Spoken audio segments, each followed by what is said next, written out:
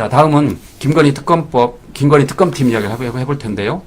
김건희 특검팀이 3부 토건을 제1호 강제수사 대상 목록으로 지목을 하면서 권력형 주가 조작 의혹 수사를 했다고 합니다. 그런데 지난해 이복현 전 금융감독원장이 뭐라고 그랬냐면, 일부 이해관계자의 100억 원 이상 이익 실현이 있었던 것은 부인하기 어렵다라고 말을 했어요. 근데 이 이복현 금융감독원장 발언 이후에도 수사가 제대로 이루어지지 않았다가 한 8개월이 지난 지금 수사가 이루어져서 늑장 대응, 그다음에 부실한 조사라는 비판이 일고 있는데, 어쨌든 3부 토건에서 이렇게 수백억 원대의 시세 차익이 실현됐다라는 의혹이 제기된 만큼 이거는 뭐 단순한 주가 조작이 아니라 권력형 중대 비리 가능성을 봐야겠죠. 3부 그렇죠. 토건은. 네. 지금 그래서 김건희 여사 포함해서 주변인들 20명이 출국 금지된 그렇죠. 상황이잖아요. 예. 그렇기 때문에 이 3부 토건 사태가 만만치 않다고 보이는 거예요. 실제로 뭐 도이치모터스 주가 조작에 대한 수사는 많이 진행이 된 상황이고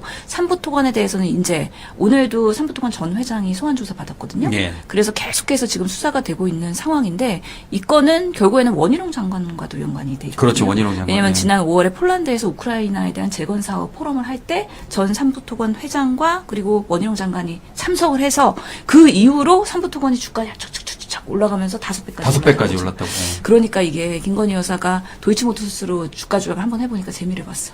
그리고 이번에 삼부토건을 통해서 우크라이나 가지고서는 어떻게 이런 러시아와의 전쟁을 가지고서는 주가 조작에 대한 그런 참여에 대한 부분들이 있었는지 모르겠지만 하여튼간에 알려지는 바로는 삼부토건의 전 회장이 워낙에 김건희 여사와 윤석열 대통령을 연결해준 예. 그렇기 때문에 이들과는 엄청난 실세이자 지인이라는 거잖아요.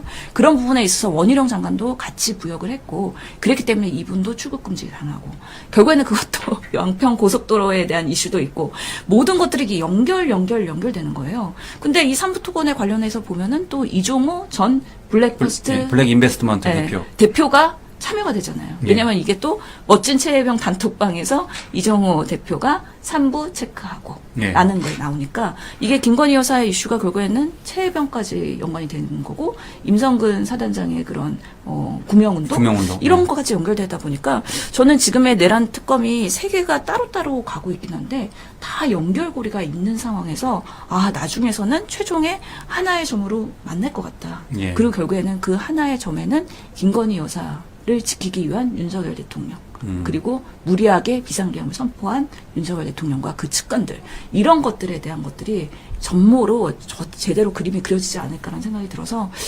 지금 뭐 새 특검이 열심히 다 하고 있는 거에 대해서는 응원을 하고 그 새로운 사실에 대해서 계속해서 국민한테 알리면서 얼마나 지난 정권에서의 그런 정말 말도 안 되는 그런 권력형 비리가 많았었는지 제대로 수술하고 제대로 이제는 메스로 안 된다는 거잖아요. 칼로 도려낸다는 거잖아요. 예. 누가 그랬잖아요.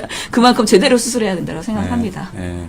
그러니까 방금 말씀하신 것처럼 의원님이 잘 지적해 주셨는데 삼부토건, 양평고속도로 그리고 최혜병 이걸 다 훑고 올라가지고 딱 정점에 가면은 김건희 씨가 있다. 뭐 그런 거잖아요. 그러게요. 한간에는 네. 비상계엄을 왜 선포했는가 했을 때는 그때 명태균 수사가 이제 거의 그게 다 됐고 김건희 여사와의 연결고리 이런 부분에 있어서 소환에 임박한 거 아니냐라는 얘기도 나오고 예. 지키기 위해서는 이제 더 이상 시간을 끌 수가 없다라는 또 그런 이야기가 있는 건데 아직까지는 정황적인 얘기긴 하지만 결국에는 수사로서 많은 것들이 드러나지 않을까라는 생각해봅니다. 예, 그렇습니다.